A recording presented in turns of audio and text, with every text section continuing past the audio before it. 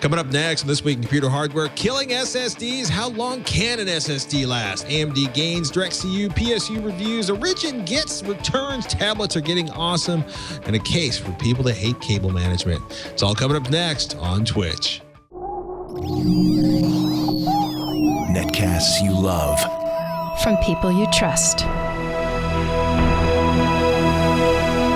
This is Twitch. Bandwidth for Twitch is provided by CacheFly at CACHEFLY.com. This is Twitch, This Week in Computer Hardware, episode 231, recorded August 22nd, 2013. Cable management sucks. This episode of This Week in Computer Hardware is brought to you by Ting.com. Ting is a mobile phone service that makes sense. Save money with Ting. Pay for what you use. It does not require a contract and offers unlimited devices on one pooled plan. To save $25 on your first Ting device, visit twitch.ting.com. That's twitch.ting.com. And by ProXPN. ProXPN is a virtual private network that allows you to use the internet the way it should be, anonymous and unfiltered. For 20% off your new account, go to proxpn.com/twit and use the code TWITCH. Welcome to Twitch, This Week in Computer Hardware, your weekly show on the Twit Network that aims to bring you the most informative, most important, most useful, and exciting news in PC hardware. We love the tablets. We occasionally talk about phones, and we always enjoy hearing from my partner in crime here, Mr. Ryan Shrout of PCPer.com. Are you there, Mr. Shrout? I'm here, I think. Am I good? Can you hear me? Everybody can see me. Yeah. No, we're here. It's good. Another week. Not dead yet. It's not finished yet. Today's only Thursday. But as I'm sure we all get into the cycle where by the time it's Thursday, I'm already kind of worried about what's happening on Monday.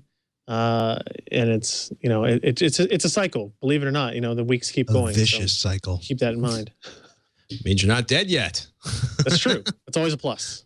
Another decade, you'll be excited to reach Thursday each and every week. Can I jump a story to the head of the line that I found so fascinating?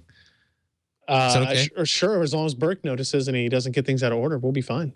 Well, okay. So it's a link off PCPer. It's pretty crazy. Tech Report is basically trying to destroy SSDs. It's really cool. Anvil Storage Utilities. It's a new utility, derp.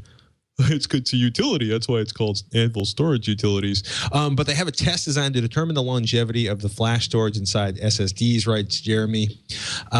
And so I love this so much. So Tech Report got 6 factory fresh solid state drives, never had a bit written to them. They're going to try to write 22 terabytes, and then they're going to test the speed of the drives again. Will some fare better than others? Will some sacrifice capacity to keep their speed up? Stay tuned, writes Jeremy. Even with SATA 6 gigabits per second, it takes a while to write that much data. And the quote I got was, "We all know that flash memory has a limited tolerance for write cycling, but what does that mean for SSD endurance? We're testing 6 SSDs to failure to find out." So they posted that a couple days ago, 4:47 in the afternoon. Corsair Neutron Series GTX, Intel 335, Kingston HyperX, Samsung 840, 840 Pro. We've conducted a long-term test that will track a handful of modern SSDs as they're hammered with an unrelenting torrent of data over the coming weeks and months, and we won't stop until they're all dead. Welcome to the SSD endurance experiment. It's interesting. It's interesting because it's, there's 2 ways that SSDs can fail. There is actual wear, or there's just failure. And it'll be interesting to see, if they'll hit one or the other first. Obviously in an ideal situation, the problem is you've got to have X number of test systems to kind of keep all this data going at the same time, is to have like 2 or 3 of each of those SSDs in order to, say, get a better average, or see if they're all very close in line, or see if they vary quite widely in terms of their wear rates and stuff. But everybody's got to start somewhere. It's actually a really cool experiment that Tech Report's doing with that. But I have did they give any estimate on how long they think this will take? Because I'm trying to think. I think he says in the conclusion, we'll see you again in 22 terabytes. So I assume that's when they're going to do their first checkup, but I don't know exactly how long that's going to take. quote, if we assume modest write amplification and a 3000 cycle write erase tolerance for the NAND, this class of drive should handle hundreds of terabytes of flash writes. So, yeah. Alan and I were talking about this a little bit yesterday too. And it's something that he's kind of done on the side as well. But we just don't have, I mean, I think they set up 2 individual systems, each with 3 different SSDs in it. And I think it takes turns cycling which one is actually being written to over and over and over and over again. So it'll be interesting to see what results they come up with for sure. I think we're talking about months. Like, yeah, a month just to hit. I think it's like a month of 24-hour writes just to hit sort of the expected, and then to hit the theoretical life of the NAND will be many, many more months. Yeah, it's exciting. It will, you know, and the thing is you know that this may be the first time we've seen one of the review sites like us kind of do something like this, but all these manufacturers have done extended tests like this before. They're probably not so real open about eager to share it. Yeah, exactly. They're maybe not real open to share it unless it's about their competition, maybe, and kind of off the record. But I think it's really interesting to see, and I would be curious to see. They got 6 drives. You know, can we expand that out to 20 drives, and can we have you know, one server powering all 20 of these and kind of cycle through them, and what kind of stuff, you know, can possibly get done with that as well. It's a cool idea. It's just it's a long-term test. It's going to take a while to get a result. Yeah. I was going to say, I have a funny feeling that the tech report will be happy to let you do your own extended testing on as many drives as you want in the future. Because you got to imagine, like, even if you can run multiple instances of this on a single motherboard, and I don't know if you can, I mean, you're literally talking about just hammering on a drive for weeks and weeks and weeks, you know, unless, of course, there's some terrible power outage that wipes it. Yeah, that would be horrifying. We've told you before, we'll tell you again, one of the most important components inside your PC, unfortunately, that people tend not to think about all too often, is the power supply, the PSU. You don't need, well, okay, some of you out there with 3 high-power GPUs need a 1,500 or at least a 1,200-watt power supply. The majority of us can get by with 500 or 800 watts. Interesting new example from Antec, the High Current Pro Platinum 850 power supply. And you guys ran it through the ringer. How did it hold up, man? Very well, actually. So this new unit, it's an 80 plus platinum, which is like it's the highest efficiency rating from the 80 plus group, I guess. But it also means it's going to be more expensive, right? So even though it is an 850 watt power supply, its MSRP is $239.95. You can find it for about $210, $220, depending on where you're actually buying it at. So it's kind of expensive for the 800 to 850 watt range power supply, but it is very efficient, and that efficiency means it's going to lower your electric bill, not by a whole lot, right? But it will. Right. It does help with that. But it also means the components that are inside the power supply are running cooler, and thus fans can spin less. Therefore, it can be quieter as well. So there are some other advantages besides just, you know, bill payments and wallet withdrawals and that kind of stuff. It's also got an interesting feature called, what do they call it? OC Link. And so if one 850 watt platinum power supply is not enough and you need more than that, they actually build in the capability to link 2 power supplies together so that they can be run in the same system.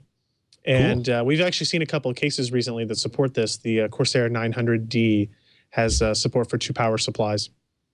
And what you can do is, you know, you connect one master slave, and when you turn on the master, it boots up the slave. And when you shut down the master, it shuts down the slave. And so the idea is, if you've got so many components inside your system that you're one of those nuts that's got quad GPUs, but then you also have 10 hard drives and a bunch of other stuff like that, you can link these 2 power supplies. Maybe you know, this feature is available on the 600s and the 650s as well. So maybe you already have a good 600 or 650.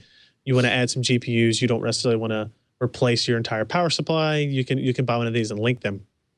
So it's an interesting idea. It's obviously a very niche market for people that will need 2 power supplies, and it's not really in a fallback mechanism, right? It's not a redundancy issue like you may have seen on some servers and that kind of stuff. This is purely for additional power, not backup power. And there's actually there was a problem that Lee found with the OC Link, kind of in theory, is that there could be a problem where if the slave power supply shuts down, or it doesn't start up, maybe it's unplugged and you don't realize that, or the switch is turned off and you don't realize that, or if it encounters a fault and shuts down from overload or high temp or short circuit or something like that, the primary power supply doesn't know that that's happening. It doesn't. It doesn't. There's no. It's not an active communication between it. It's very much a passive communication, where when the master gets the power up, it passes the power up signal on. When it gets the shutdown signal, it sends a shutdown on. So if something happens to the master power supply, the slave will shut down. But if something happens to the slave power supply, it's not necessarily the case the other way. So something to keep in mind. It's not really recommending life support being built on this type of functionality. And we took that feedback to Antec, and they were actually pretty responsive to it and said, yeah, it's not something that's possible through the current configuration, but their next generation, they'll look at, can they add some logic in there that's very simple, that, checks back and forth for power on, power off states. And if something were to happen to one, the other one would shut off, and you would get the same, graceful, if you will, shutdown if you had a single power supply and pulled the power out from under it or something like that. So still a good power supply, even if you don't use the OC Link technology, though. We've always preferred a graceful shutdown whenever possible. I was kind of hoping for like fail safe with the two power supplies in place. That would be so cool. Also probably pretty unreasonable. Well, I mean, they do it in server markets, right? So it's not completely unreasonable. Depends on what you're paying for it. Exactly, right? And so the issue is cost. Is a consumer willing to do that? Power supply deaths, if you're buying a good one, are fairly rare these days. Not, gone completely. But I would say most people would agree that probably if you're buying a good quality one, there's a lot of other components that are going to eat it before your power supply will nowadays. Good point. Asus DirectCU, that would be copper if I'm not mistaken. Updated lineup, NVIDIA GTX 700 edition. Quote, brand new GPU architectures are typically packaged in reference designs when it comes to power, PCB layout, and cooling, writes Josh Walrath. Once manufacturers get a chance to put out their own designs, then interesting things happen. The top-end products are usually the ones that get the specialized treatment first because they typically have the larger margins to work with. This is interesting. What's going on with the DirectCU, which is kind of the premier, what I would call the premier parts brand, or the premier, sort of the top of the title, the M5 or M8 or whatever BMW is up to. That would be sort of the equivalent of Asus DirectCU. It's interesting, DirectCU 2, but they're doing some inexpensive cards along with the high-end cards. Well, so what essentially the inexpensive cards. Well, yeah. Comparatively, definitely. The DirectCU line is, Asus's custom PCB design, custom power delivery design, custom cooler design, as opposed to what you get with most of the time with the initial launches, which is, here's the reference card from NVIDIA or AMD with a different sticker on it, right? And so when you get into some of these bigger companies that have the capability to do unique designs like Asus and MSI, they do some really interesting things. And the DirectCU 2 is kind of this generation upgrade to a lot of those objects. And basically what Josh did when this article was kind of did a roundup of sorts, looking at the GTX 780, the GTX 770, the 760, and then the GTX 670 Mini, which is kind of unique in and of itself. So the 780, 770, and 760 cards are all new-ish. The 780 being the GK110 base part, most expensive, $660, I think, but introduced new power delivery mechanisms, new I think it's a 10 millimeter heat pipe, which is significantly, it's the previous high that Asus was using was an 8 millimeter heat pipe, actually. It has 2304 CUDA cores, right? I mean, it's an enormous graphics card.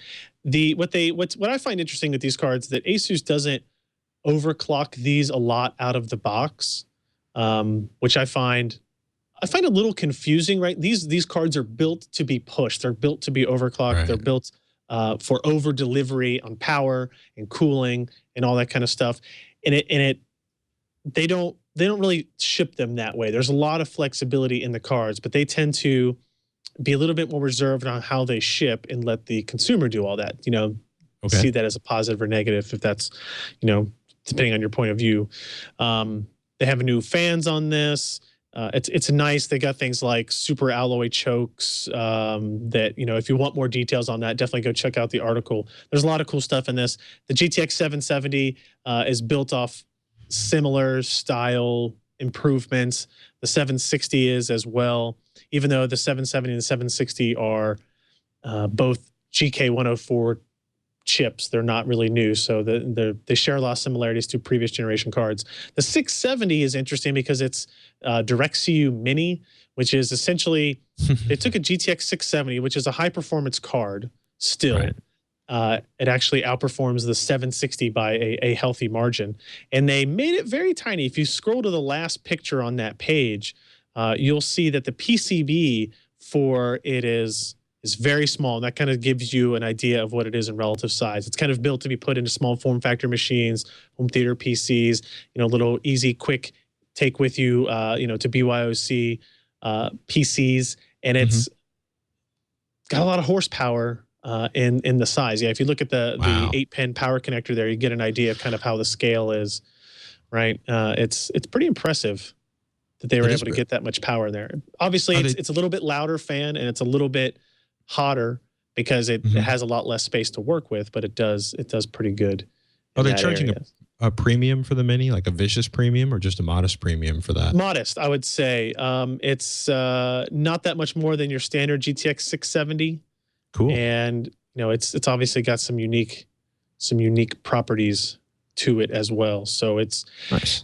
I would say, not one specific thing to take away from this article, other than we often get requests for kind of roundups of these things. So if you're looking at which graphics card is right for me and you think you want to go on the NVIDIA side, you can look at a good 780, a good 770, a good 760, and even a 670 that's meant for smaller systems. It'll go in a bigger system, but it's meant for smaller systems.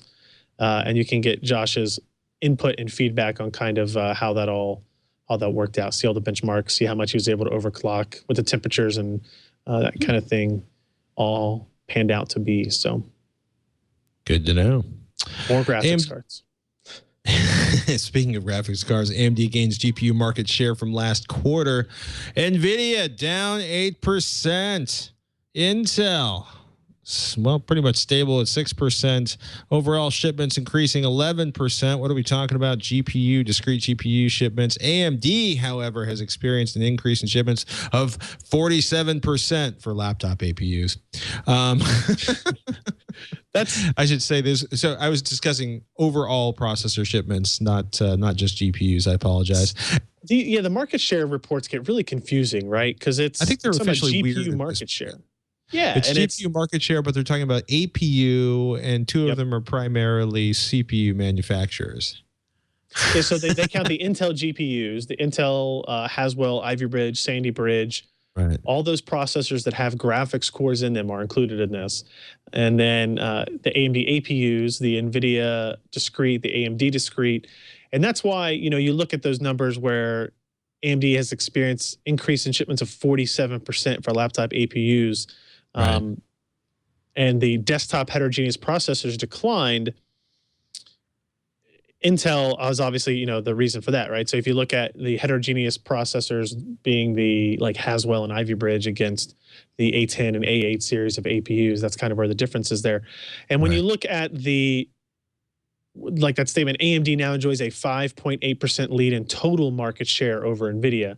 That counts all of the graphics subsystems, the APUs, the discrete in the desktop world, the discrete in the mobile world, like laptops and that kind of thing.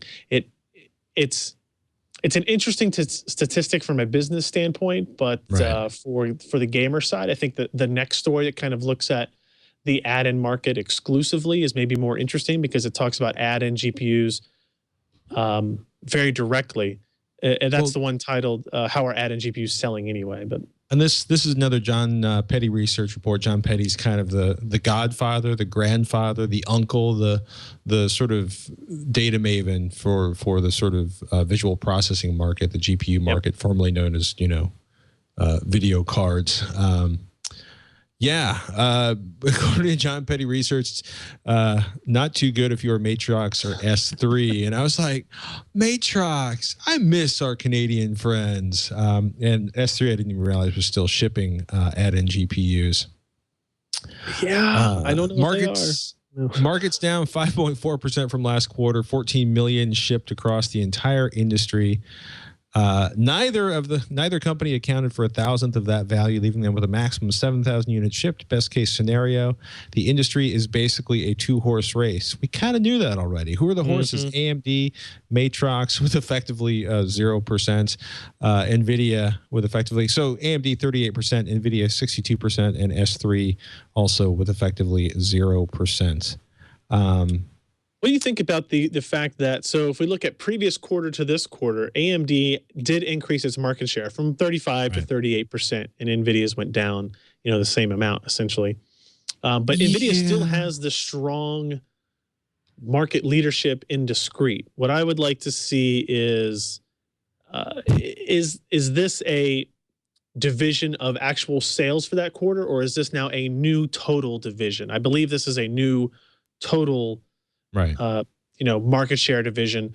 And is that, 2.5% increase on the AMD side significant considering all the weight they've put behind their marketing and the new products? And, they did a lot of great stuff with game bundles that gamers seem to like. 40 to 38 sort of last year versus this quarter. I've always kind of been trained to think that under 3% was in the margin of statistical insignificance. It's pretty close to a 60-40 split. I'm glad they're not continuing to go downhill, but they also had some sort of fights at price points last quarter. It's interesting, 750,000 units. So basically means, both of them are, they're holding steady. And it's kind of funny when you think about all of the issues. They're both okay. NVIDIA is building, processors, they're building APUs, but they're doing it based on an ARM design. So there's a whole lot of legwork they don't have to do there versus what's going on at AMD. I'm kind of curious. I like the summary that Scott put together there. In all, AMD has been doing better than the industry average. They are fighting the slight decline in the graphics industry while simultaneously helping GPUs hold off against larger declines in PC systems. And it's funny, we've been saying this for a while. Most people, if they're not doing really hardcore gaming or really hardcore video editing or really hardcore audio editing or working with gigantic files in Photoshop, barely need a Core i5, much less a Core i7. And if you don't do a lot of multitasking, you probably don't need umpteen gigabytes of memory. So, if these guys are holding relatively steady in the face of a decline on PC sales, that's probably a good thing. I don't know if that's a particularly useful observation, but no, I mean I thought it was interesting. So they apparently had 14 million units shipped, but it was a 750,000 decline, 750,000 unit decline. So split. They're fighting over a slightly smaller pie than there was last year.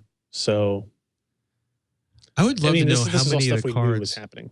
Yeah, I'd be curious, what percentage of the cards sell at the above $500 level versus the below $500 level, and it's interesting, because from what the Petty report says, apparently, the market dropped 750,000 units, but that 750,000 was pretty much split 60-40 between AMD and NVIDIA. It's interesting.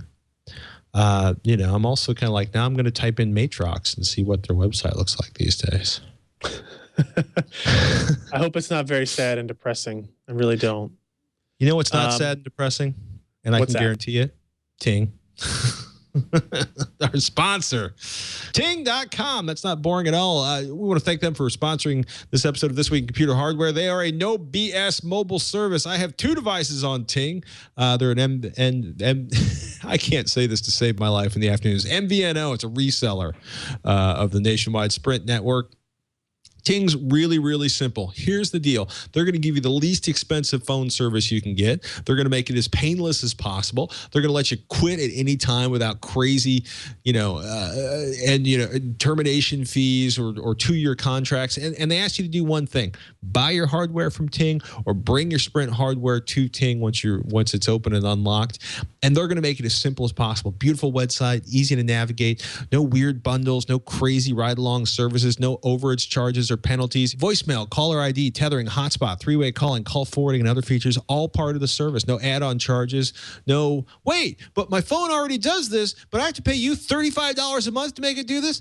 Ting is not going to do that to you. No weird line items on your bill, and you can basically add as many devices as you want to one plan. Could be great if you've got a big family or a small business to manage. Each individual device on a plan costs $6, which I think is pretty reasonable compared to what I'm currently paying for the primary family phones, which I want to get rid of and get us on Ting. It's cool. Their website's fantastic. They've got a great account control panel. I've dealt with customers before twice about bringing a device. I had a question about whether I could bring a device onto Ting. Somebody nice answered the phone. It's pretty cool. Call them between 8 a.m. and 8 p.m. Eastern Standard. Somebody's going to answer the phone. They sent me a beautiful summary email after the call was over, basically going over what we discussed and telling me what the next steps were. It's cool. And the truth is, I had kind of an obscure question that I couldn't find on help.ting.com, and they helped me out on the phone. It's really, really, really, really cool. Ting breaks out your rates by minutes, text messages, and megabytes. They bill you at the end of the month for what you've used. And it's cool. Purchase your mobile device from Ting. They send it to you in 2 to 5 business days. Activate your device with Ting. You have the option to select a new phone number or port an existing one. It's good stuff, people. I'm really enjoying it. It's given me a very affordable way to experiment with Android. It's given me an extremely affordable way to have a mobile data device, a hotspot, because I bought a relatively inexpensive hotspot. I took advantage of the cool deal we're going to tell you about in a second to make that wireless router even less expensive. And now I can have data I need in emergencies without paying $60, $75 a month for data I mostly don't use. Twitch, twich.ting.com. We'd love you to visit Ting today. Twitch.ting.com is the place to go if you want to support our podcast. Save money, better manage your mobile phone usage with Ting. Check out their savings calculator and see how much you or your company can save. And you, by the way, because you're a Twitch fan, can save $25 on your first Ting device when you sign up. So please visit twitch.ting.com and start saving today. And we want to once again thank Ting for their support of the Twitch podcast. This Week in Computer Hardware brought to you, ladies and gentlemen, by Ting. So, or I should say twitch.ting.com. Go there. Go there now. Sign up. Save money. Keep the podcast flowing, people. Sorry, Indeed. I get excited, man. Let's talk about something interesting. Origin, which is a PC game distribution application. Portal, it's EA's Steam competitor, right? It is a Steam competitor that came out to, I think, many people's dislike. Right. Well, everybody liked Steam. We're like, what can you possibly do to make things better? They haven't really done that. They didn't really make anything better. But this was an interesting announcement that I think PC gamers are going to want to pay attention to. They announced a return policy for digitally distributed games, which is something that Steam does not have. Right. And the return policy is like this. I'll get your feedback on it. Any EA game purchased on Origin is eligible for a full refund within the first 24 hours since the game was first launched, the first time you started it. This refund policy is limited to 7 days after purchase, or if you pre-ordered 7 days after release.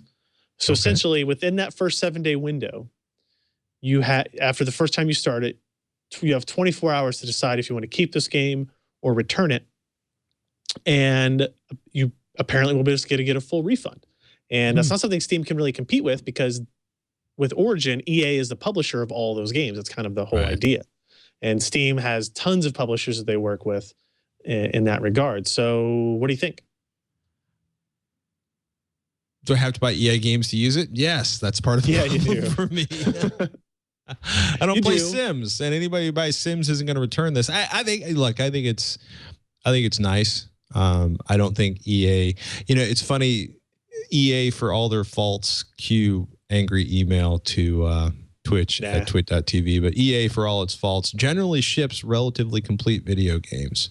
At least in my modest experiences with EA, unlike some other game vendors that kind of ship you a late alpha or an early beta and then hope their updates are done by the time you get the game installed. So I like the idea. So when we talked about the Xbox One and the PS4 release, with the Xbox One, there was this whole idea of being able to share these games with your friends, and there's a whole lot of discussion about what are these new digital rights that you're going to have with this kind of distributed game. And when I told some people, we were talking about this on the podcast last night as well, and Ken was here, and he was young enough. He didn't remember a time where you could buy a game for the PC and actually return it. And I remember those days. You used to be able to buy it and return it. If it didn't work, or if you didn't like it, or whatever it was, you could return it. They eventually stopped that due to piracy issues.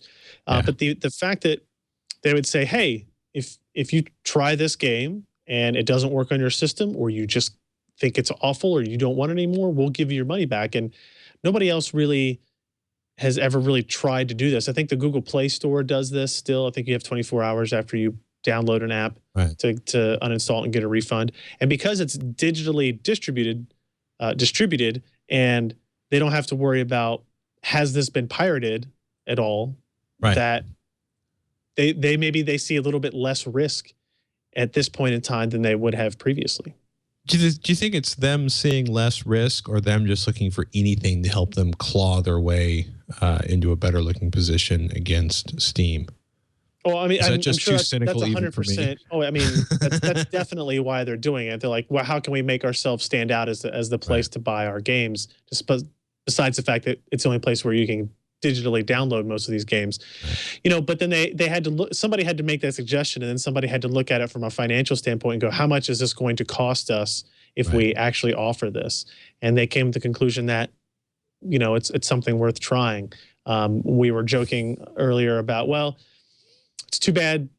Maybe it's not a coincidence this happened after the SimCity launch, and so far after the SimCity launch, when everybody would have been returning that game because it wasn't working, or it was completely opposite of what people had expected it to be, when they were first learning about the development of the new one. So it'll be curious. Like, the next giant EA game to come out is going to be Battlefield 4. It's next month. September, October, I don't know which one it is. And maybe they'll exempt it from returns. Oh, by the way, Burke wants us to know that the Play Store has a 15-minute return policy. Oh, it's 15 minutes. Oh. Yes. Okay. It's been a while since I've seen Burke turn on the blinking GIF font in the Google font. At least that gives you time to if it doesn't run, you can just refund it right there, which is important for the Android marketplace, where there's a lot of different systems and it may or may not work on your device. So iOS doesn't really necessarily have that problem. So I still think it's cool. Do I love Origin now? No. But, it's better. I'm thinking of a game I spent. Oh, yeah, there it is. Command & Conquer. I spent $10 buying that for the iPhone, and it never actually finished a complete game because it crashed before it did anything useful. And you can't get your money back. Never could. Nope. If you had bought it on Origin somehow, some way in the far-flung future, you could have done that. Don't tease the animal. Sorry. PS4 and Huma debate. So, Huma, Huma, is the so the idea is AMD's Huma memory architecture essentially pools graphics memory, main system memory, which is so 1999 I can't even bear it. But the heterogeneous unified memory architecture, and the argument is whether or not the PlayStation 4 is actually AMD Huma or not, or if it will actually utilize AMD Huma with the Kabini-based system on a chip. Ryan, you wrote this up, so I'm going to stop speaking now and let you get vicious on the details. The story was yesterday. somebody published that they were at Gamescom, which is going on in Germany right now. And they said, we talked to an AMD rep, and he said that as it turns out, the PS4 is going to be quite a bit faster than the Xbox One because it has support for Huma memory, which is heterogeneous unified memory architecture. And what's interesting about Huma is that not that it has a pooled... Say it again. I'm trying to debate how I want to pronounce it. Huma. I like Huma. Yeah. It's not just pooled memory. It's the fact that it can be separate memory, but the processor can access and read memory on the GPU side of things without and change things without having to go through a bunch of different protocols, and vice versa. GPU can access CPU memory. And it's kind of like the step before full HSA compliance where they actually completely share the same memory address space. And there's been a lot of confusion about which platforms are going to support which, because they are custom designs. They are both the Xbox One and PS4 are using AMD APUs, kind of based around the Kabini design. They're using Jaguar cores, GCN-based architectures. But they obviously, as we've talked about, they use different memory systems. One uses a GDDR3 memory system. One uses a GDDR5. One has like a local cache, and one does not. And so the idea that the PS4 would be faster because it has support for Huma was kind of interesting. Right. And so I emailed people at AMD. I said, so is this true? And they came back with one of those PR responses that you get sometimes. Our spokesperson made inaccurate statements about our semi-custom APU architectures and does not speak for Microsoft, Sony, or the AMD semi-custom business unit responsible for co-developing the next generation console APUs. So now let me translate for a moment. This often means somebody told you something honest and useful, but we want to deny it. Or it could mean somebody thought they understood it, but they didn't. Or what else could it mean? Or does it really matter? I mean, that's pretty much it, right? So it's either, damn, you weren't supposed to find out about that, and now a lot of people are going to be pissed at us, so let's deny it. Or that's not right, but we can't tell you what is right. So you're just gonna have to say that it's inaccurate. And when I talked to them 2 or 3 times today, I thought, how about you just tell me something that will clear up the confusion, because that's what's going back and forth now is which story does that tell? You know, my initial take on the discussion I had, the email exchange I had, was that, oh no, it's incorrect. PS4 doesn't use a heterogeneous unified memory architecture. But then more and more people were talking about, hey, Mark Cerny from Sony and these guys during the announcement talked about unified memory architectures. And I was like, okay, well, maybe they're using not an AMD built heterogeneous unified memory architecture, but they're using something that they custom built themselves, because it is a semi-custom APU. It's not exactly an off-the-shelf AMD part. And then there was talk of, hey, there's these Microsoft developers saying that their development codebooks say that they have access to heterogeneous memory as well. So maybe they both have it. And what was incorrect was that the PlayStation 4 would have an advantage because of it. So still no firm answer. But I'm kind of with you. With your first hypothesis was that chances are somebody told somebody the truth on accident when they didn't mean to, or when they shouldn't have, you know, and their boss didn't say, hey, make sure you don't tell anybody this, now they're trying to do damage control. Because there are billions of dollars on the line with these 2 customers, and they don't want to piss anybody off. I gotta say, it was funny. It was like, you know, because it's not a true heterogeneous system architecture. You know, that's kind of a ways out in the purest sense, right?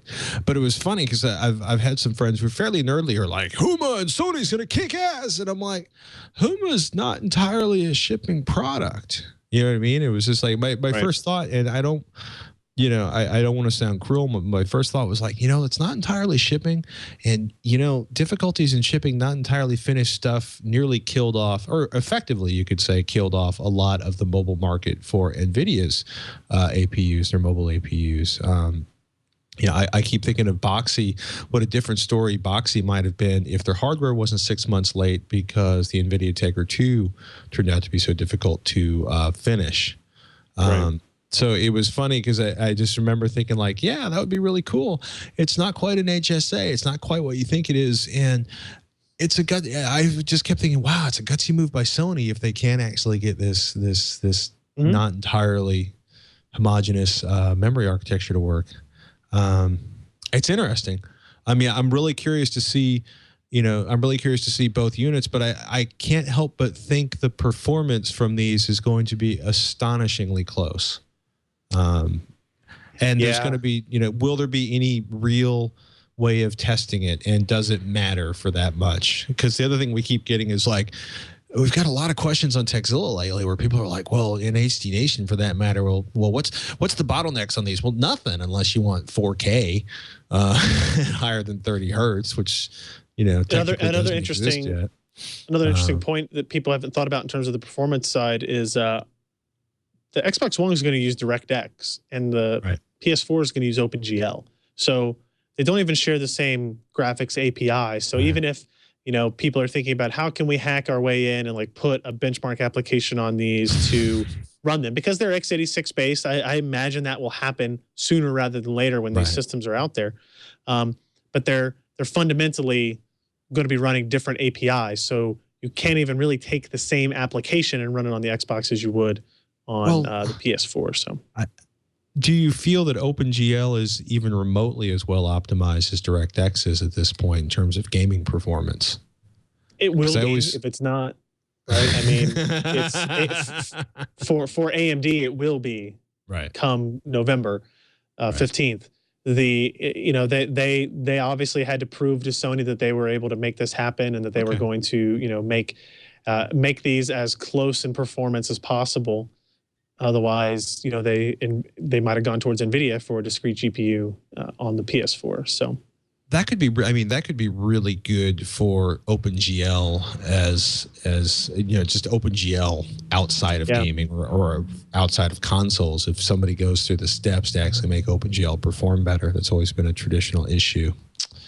Tablets. Oh my goodness. Advantech did its review of the Nexus 7, the 2013 Nexus 7. And, it's Anand at his finest. He is taking names and kicking ass and benchmarking stuff. I had no idea you could benchmark under Android. It's pretty cool.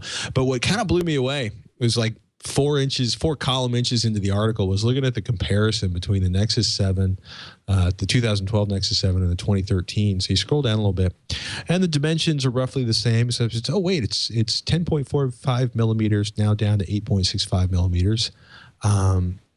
And we've jumped from a 1280 by 800 screen to 1920 by 1200. They've dropped 40 to 50 grams off the weight. They've gone from a Tegra 3 to a Snapdragon S4, doubled the amount of RAM, doubled the amount of storage, battery life or battery, the battery size in terms of watt hours is relatively similar. They've added 802.11a to BGN, Bluetooth 4.0, which means you're going to have some superior Bluetooth longevity, battery life. And it's interesting, the price went up a whopping $30 for the 16 gigabyte version, where I should take it back. So they've gone from 8 gigabytes to 16 gigabytes as an entry level, and they've only gone up $30. So I was amazed at how absolutely kick-ass this thing is for $230. And of course, it's going to be a pure Android experience, which the more I play around with Android, I love you, Samsung, but we got to talk about this stuff you lay on top of Android. It just upsets me. But it's a good-looking piece of hardware. 5-megapixel camera is not the greatest camera. It's not the fastest device out there, but it's it's basically in the middle of the benchmarks. But it's funny, if you want to see some pretty feral benchmarking, you can take a look at sort of the Calman display graphics. Display brightness measurement. It is the brightest display. This is going to be a fantastic. Like I now want to use this. This is ridiculous. 583 nits. That is a huge amount of light to be pumping out of a 7-inch screen. 3 to 400 is considered ridiculously bright for a laptop. The Galaxy Note is at 480. The Galaxy Tab 415, the iPad 4 407, the iPad Mini 378. That is a lot of light and a huge jump from the original. Apparently, perhaps Google Nexus 7 users were complaining about its usability outside because they went from 312 nits to 583 nits. This is just interesting. Pixel density is now 323 pixels per inch, which puts it above everything on the planet except for the iPhone 5. It's going to be, it's going to be a good looking tablet. And I want to buy a tablet. I got to read more about the GPS. He does pretty good analysis how the GPS works. But Asus taking ass kicking to a new level for Google. So I just thought it was interesting to see how much you were getting for literally about the same amount of money. Like $230 is not a lot of money for the amount of computing power you're getting inside of that. The other thing I thought was interesting, Delta of all people, I've been wondering now if phones might be the future for verticals or if this is just a case where phones fit better in the tiny confined spaces inside planes better than tablets do. But Delta is buying probably the single largest purchase of Lumia 820s ever. 19,000 Windows 8 phones, Lumia 820s for basically their entire pool of flight attendants. They have AT&T services, but they're going to be using Wi-Fi and LTE for customer services, real-time credit card processing for onboard purchases, i.e. if you're buying a drink, e-receipts to email to customers, prepaid credit cards for onboard purchases. Apparently, they're frustrated with the transaction times in their existing hardware. And, quote, in the near future, the ability to read coupons displayed on a customer's mobile device. And apparently, they're going to continue to upgrade the handsets to the latest coming out from Nokia. I thought that was really interesting, the idea, because we've seen a lot with verticals on tablets, right? The hospitals, insurance adjusters, contract operations. There's a whole lot of areas where we always think of tablets as being sort of, I want a display, I want check boxes, I want a simple interface, I want something that's going to be relatively bomb-proof in the field. I've seen a couple of beautiful devices that are put together by companies that are basically building not quite Legos, but pick and choose platforms so that, if you have 230 drivers for your concrete business, they can all basically update your data in real time and streamline the entire process and eliminate paperwork. And it's really cool. And a lot of people think it's really boring, but I was like, wow, phones instead of, I thought using phones instead of tablets is really interesting, or maybe really obvious if you're talking about having to move around in a plane with 80 more seats than it was designed for originally. Nice. But it's an interesting article up on GigaOM. Flying high, Delta equips 19,000 flight attendants with Windows phones, which ends on the note that Microsoft Windows Phone was moved from 4th to 2nd place in Latin America for the second quarter of 2013, which has to make people in Microsoft really, really, really happy after what I affectionately think of as the great Windows RT debacle, or the mother of all write-offs. Kevin Toffel up at GigaOM wrote that one up. One last one before I go to feed my obsession with 3D printers. We're learning more and more about 3D printing, which is not quite as simple as it looks on the surface. No surface pun intended. But it's interesting. So last week and a half ago, MakerBot was brought by Stratasys, which is, I don't even know how to describe it. Like, Stratasys is like hardcore, expensive, multi-zillion dollar or tens of thousands of dollars industrial 3D printing machines. If you've been watching, mainstream news and they're talking about people printing guns, mayhem in the streets, they were probably using a Stratasys printer or renting time in a Stratasys printer to do that. They're incredible systems. So they actually bought little old MakerBot, Brooklyn's finest, a few weeks ago, and MakerBot is finally in October going to be shipping their new digitizer. Now we've seen DIY digitizers, which we were seeing just there for a moment was Brie Pettis, the founder of MakerBot, showing off the new digitizer. But essentially, one of the biggest challenges, and this may be a dumb moment for everybody listening, and you can point at me and laugh. That's okay.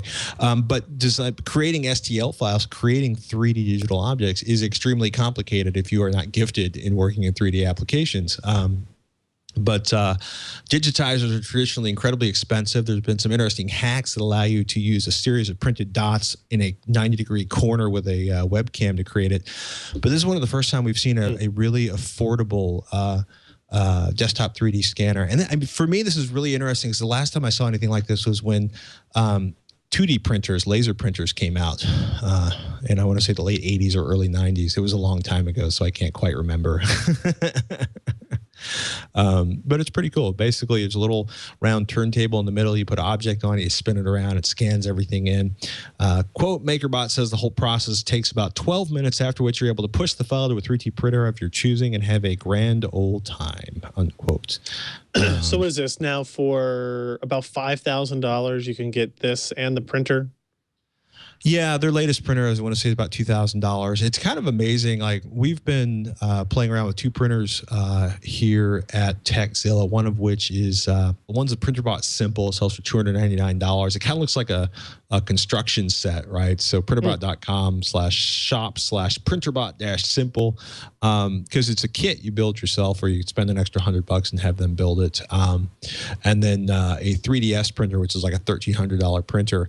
And there's some technological advantages to the printer that costs $1,000 more, but they both still have some of the same barriers to entry for newbies, and those are just the 3D printing process is kind of complicated and kind of intense. Once you start getting objects coming out of it, it's really cool.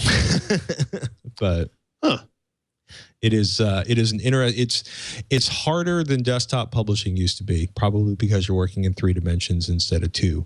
But there's an interesting learning curve. But once you start getting over the learning curve, silly things like realizing that if you create something, say with a neck that sticks forward like a dinosaur, the printer is going to have to basically print a bridge towards the front of the dinosaur to hold its head up so it doesn't collapse under the printing process, right? It sounds obvious when you think about it, but when you're printing it, when you're first printing a design and this weird thing pops up, you're like, what the hell is that? And then you realize there's a finishing process, and it's all very early. The Stratasys stuff that costs $30,000 or $100,000 is a little farther along evolution-wise, but it's also an order of magnitude or more expensive.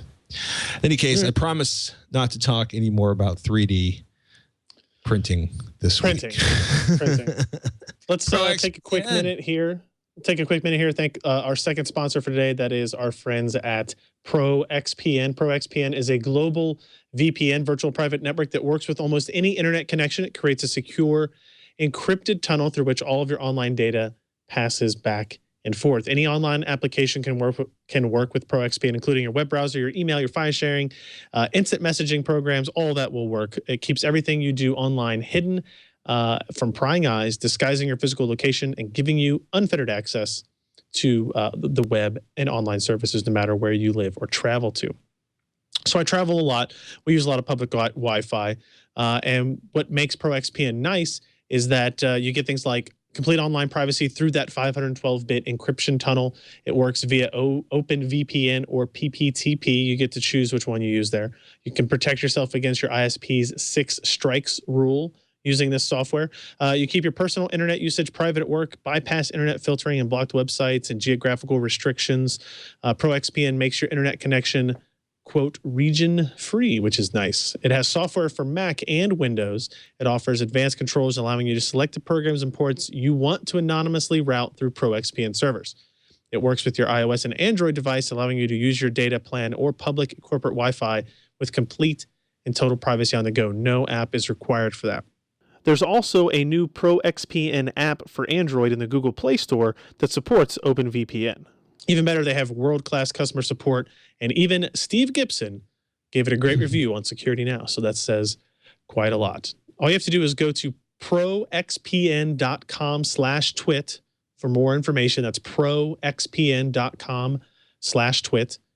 You can sign up there. ProXPN premium accounts are normally $9.95 a month or $74.95 for an entire year, but we have a special offer. If you use the code TWICH, TWICH, you can receive 20% off for the lifetime of your account. That's less than $5 a month on the yearly plan. If you're not satisfied, you can cancel within 7 days for a full refund. Again, that is proxpn.com/twit. Use offer code TWICH to give ProXPN a try. We thank ProXPN for their support of This Week in Computer Hardware. It's pretty cool. If you travel at all, or you are just worried about people looking at you, or over your shoulder rather, while you're watching This Week in Computer Hardware, you can use ProXPN and filter all that through. So thank you very much, guys. Yeah. Thank you, ProXPN. Got an email from Chris about an upgrade direction for his GPU. He says, I've been listening to other Twitch shows for quite a while. Recently stumbled upon Twitch. However, the obvious side effect of this discovery is the feeling that everything I own is obsolete and must be upgraded immediately. We will work hard to kill off that effect, Chris, but we suffer from it ourselves. I've been looking into getting a new video card for my full tower desktop PC, which was the first computer I've ever built that is now over a year old. To save money back then, I skimped a little on the video card. It's only a GTX 560, a non-TI. After hearing your coverage of the GTX 760, I decided that it was the card I have to have, but I'm not so sure. I would rather spend a little extra money towards future-proofing instead of buying another cheaper graphics card and then having to replace it again in a couple years. With that in mind, I've also been looking at the GTX 770, which has a pass mark score twice that of the 560. My question is, which card do you think I should get? I'm wary of the idea of going for the 760 with the idea of planning for an SLI configuration later when I need more performance, as it doesn't take more than a Google search or two to come across compatibility horror stories, usually games that don't support SLI. NVIDIA doesn't have a driver that supports a particular game, or if NVIDIA supports the game, they do so poorly. Is the GTX 770 worth the money? Are the SLI horror stories just from a bunch of whiners? Right now, I'm only gaming on a single 1080p 60 hertz monitor, although because I've been listening to your show, I've also been toying with the idea of getting another one. So there's that to consider as well. Oh my goodness. I feel like such a pusher of technology right now. Sometimes I do feel that way. Sometimes I do feel that way. I will say, speaking of pushing, if you're going to buy a second 1080p monitor for gaming purposes, you should really buy a third, because there aren't very many gaming situations where two monitors is that much better than one. Because if you're playing a game where you're focused on the middle, if you have two displays, that bezel is going to be right in the middle of where your cursor is going to be, your reticule, whatever it is. If you're playing a first-person shooter, that's where the aiming is going to be. So you need them in multiples of odd numbers. You need 1, 3, or 5. Just saying. Or just get a cat leap. Or you get one bigger, one higher resolution 2560 by 1440 panel, or save up a whole bunch of money and get one of those $3,500 Asus 4K displays, I would say. Yeah, see, that doesn't look great. If you're aiming right down where the bezel is, that's not the best. Even the color calibration, by the way, if you're going to get a second or third monitor, try to buy the monitors all at the same time in the vainglorious hope that their color will be relatively close, because there's usually a limited amount of calibration on the monitors. There's things you can do, but that's a subject for another question. SLI horror stories, whiners or true? I mean, there's definitely more complication when you use two GPUs to get to a performance level than you do a single GPU for a performance level. Of the two competitors, AMD and NVIDIA, NVIDIA still has the best multi-GPU support comparatively, and it's by a pretty good shot, right? So with AMD's Catalyst 13.8 driver beta they released a couple of weeks ago, they improved their multi-GPU support quite a bit on those single monitor configurations. It's not fixed for triple monitor like Eyefinity or anything like that yet. But I wouldn't say you should be fearful of going to SLI for any particular reason, but I've always been of the mindset that if you can, I would always recommend getting the larger single GPU. It gives you more flexibility in the long run. It's going to last you longer without having to get into SLI. And then if you still, maybe by then you don't hear any of those horror stories about SLI anymore, you can add another 770 on top of that, and you're still further ahead than you were before. Between the 760 and the 770, I would probably, so the 770 is $399. The GTX 760 is, let me double check here, $259 or so. So you're talking about a $140 difference for a pretty substantial performance delta there. I would probably lean towards the 770. The 770 is essentially a GTX 680. So if that helps you put anything else into perspective in terms of other benchmarks that you've seen or other results or anything that your friends might have, a 770 is a higher clocked GTX 680.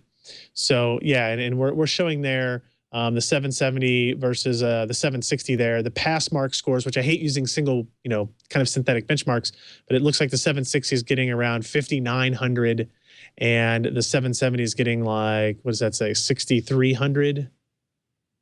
That's not 5,900, is it? That's 5,015. versus 6,257. Yes, that's quite a big difference there. So 5,000 versus 6,200. So it gives you an idea of maybe what percentage difference you're looking at there in terms of just raw performance. Right. I think the 770 is a really good card. And if you can afford to spend the $399 on it, you might be able to get them on sale for $380 or $375. And that's your better option for that long-term goal, right? So he says he just built his system a little over a year ago, and now he's looking at upgrading. I think if you get to 770, you'll be able to wait, longer than that before going down that upgrade cycle again. So it's one of the advantages if you stick with a 1080p monitor is that GPU is going to last you a lot longer. Is it worth waiting? We don't expect any major GPU updates between now and the end of the year. Do we expect any price drops that are worth waiting for between now and the end of the year? There's a pretty good chance that AMD is going to have new GPUs before the end of the year. But I don't know when exactly. It might be like the very last day of the year. Price drops, I don't think we'll see any price drops unless AMD comes out with that new series of GPUs. If they do, then chances are you'll see NVIDIA price drops, and maybe you'll start to see some of the 7,000 series price drops as well. Pop-Tart cat. Sorry. But I wouldn't count on any of that happening in the next 30, 60, probably even 90 days at least. All right. Fire up your credit card, Chris. This is going to be a bumpy ride. By the way, make sure you have at least 8 gigabytes of memory. Yeah. While you're ordering that, get yourself 8 gigabytes of memory. It has nothing to do with the GPU, but I just think you should have at least 8 gigabytes of memory. And if you don't have a SSD, get an SSD too. We're going to hurt your credit card. We got an email from Jonathan about cases in space. He says, love the show. I'm currently in the process of my second build. My first was an AMD build, and this one, I want it to be Intel using the new 4th gen. Anyways, I have all my parts picked out, and this is where my question is. I'm currently torn on which case to choose. There are just so many options, but my main concern is cable management. I'll admit it. I still have poor cable management skills. Don't feel bad, because the only person who has worse cable management skills than Ryan is me. And I manage cables like an angry 4-year-old flinging spaghetti, and that's when I'm careful. And actually, I'm teasing Ryan, but I think both of us find cable management to be the least enjoyable and most frustrating aspect of building a PC. Jonathan's been looking at lots of case reviews, but hardly any of them actually address the amount of space behind the motherboard panel. And if they do, they just show you, which is extremely difficult to judge on screen. My question is, what are some good cases that have voluptuous, that's a word I've not really ever associated with a case before, voluptuous amounts of cable management? As far as aesthetics go, it's not too big of an issue. Also, I'm looking into a mid-tower or full tower, preferably a full tower. Thanks, guys, and keep up the great work. Thank you. I got the perfect case for him. Oh, man. It is the Corsair Carbide Air 540. Is this the one that like hides everything behind a panel? Yeah, so it's kind of like shaped like a cube. So you've got your motherboard on one side with all the other components, and you've got your power supply and optical drives on another side. It's kind of 2 separate compartments almost back to back. And nice. It's an interesting looking case. We did a video of it that we haven't actually published it yet, so I can't throw a link in there, but I'll try to get it up tomorrow on PCPro.com. But the inside of it is very cool, how it kind of compartmentalizes things. And interestingly, on the back where your power supply is, there's a ton of room. You're probably talking 4 or 5 inches of space. Oh, wow. Because it has to be wide enough for the power supply to sit back there. And then there's places for optical drives and some SSDs, but there's a whole lot of empty space back there that if you just want to shove the cables in and not worry about it, you can absolutely do that. And it's a Corsair case, so it still has all of the cable routing grommeted holes that go through to the middle, right? To the other side, right? So you're still, the things where the window is still look very clean, but you've got lots of space for all the other power supply cables that you want to bundle up and kind of tie off and all that kind of stuff. If you're looking for pictures, Burke, look up Corsair 540, and it'll be like it's a black one. It's kind of shaped like a cube, and it's I actually saw quite a few of these at QuakeCon. It's pretty handy for case mods, right? It's because it's of its unique shape. It's more flexible. Yeah, that's it right there. It's more flexible for case modification. So that right-hand side where you see the two optical bays kind of perpendicular. Yeah, there you go. So the entire width of that right-hand side is where you'll have space to put cables because your power supply sits on that. There you go. There you go. So you can see the power supply there. You see the optical drive, and you can see the CPU backplate opening. And then the rest of that space is available for mashing your cables in or hiding things if you want to do that, I guess. And what was the name of that case again? It's the Carbide Series Air 540. So it's the Carbide Air 540. And it's not that expensive. It's like 140 bucks. You can probably get it for a little bit cheaper than that if you look around. It's not the only case that has a lot of room behind it, obviously, but it's just the one that I happen to have. It's literally, I think it's sitting on the floor around my desk here, actually. And it, like when we did the review, that was one of the things that I brought up specifically was, hey, if you want a lot of space in the back side of the case, you don't like, my complaint was always that you get this bundles of wires and you only have like an inch or an inch and a half on that area. Sometimes getting the door closed is a pain in the butt, right? Or when you do get it closed, you see like this kind of bowing in the middle where you know that's where that bundle of cable is that you zip tied up is sitting right there. And it's really annoying.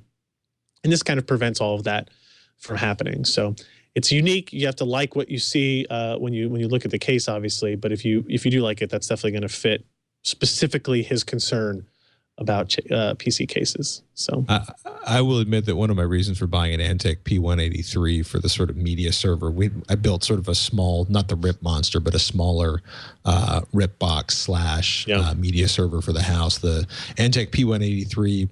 One, because it has all of this stuff designed. Basically, it's built to be a sound absorbing case. It's got multiple panels. It's got rubber inside. It's got isolation. But that is not, by the way, the Antec P183. But the best thing for me about the Antec P183 is there is no big glass window on the side. So I might say that you know, having lots of space behind the motherboard or around the motherboard to hide things is great, but just having an old school case with no glass window on the side can be a huge, huge step towards making your cable management look better because nobody can see what you did. Just saying. Yep. Oh my goodness. PC Perta this week. Anything exciting coming up? We'll have that Corsair Air 540 review up now, obviously. Now that I called myself out on that. We also got in the new MSI GTX 780 Lightning card, which is their highest end GTX 780 card. Lots of overclocking capability on there. Will be interesting to compare it to that Asus DirectCU 780. And then we're working on some AMD Eyefinity versus NVIDIA Surround performance testing as well. Not just 4K, but we're looking at the triple monitor stuff. So maybe we'll have something up on that next week as well. But there's kind of a whole lot of testing that's going on for that in order to make sure we get a lot of stuff correct. So, oh my goodness. We have done some torture testing to IOSafe's N2, which I will not reveal, but Alan Malventano did a really good write-up of the IOSafe N2 on PCPer.com. Looking at it, it's astonishing. It's outstanding performance. But it's like a 28-pound dual drive NAS enclosure, RAID-based NAS enclosure that's designed to survive 1,500-degree fires or being submerged for several days and has the ability to be chained down should you be worried about the security of your data. We'll talk about that next week on TechZilla and HD Nation. We've been having a lot of fun with some of the new panels. We actually had Samsung's latest, maybe the best plasma of 2013, and we are hopefully going to get a very interesting interview with one of the Wirecutter's contributors talking about their favorite $500 LED HD TV. Say that 3 times fast. Oh my goodness.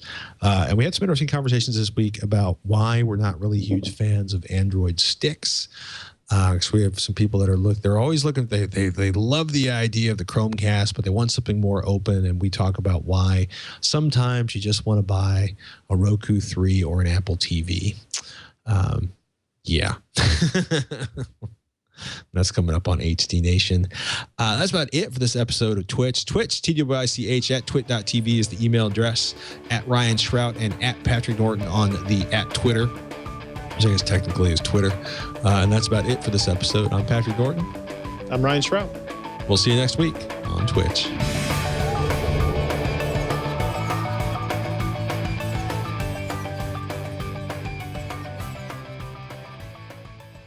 I just saw the news on Twitter that Ben Affleck's going to be Batman. So there you go. Oh, really? Oh, dude, you're going to love this so much. Burke, brace yourself. Are you sitting down? Can you sit on your hands for me? Back away from the console. Ben provides an interesting counterbalance to Henry's Superman, director Zack Snyder said in the statement. He has the acting chops to create a layered portrayal of a man who is older and wiser than Clark Kent and bears the scars of a seasoned crime fighter, but retains the charm that the world sees in billionaire Bruce Wayne. I can't wait to work with him. Yeah. Word dog.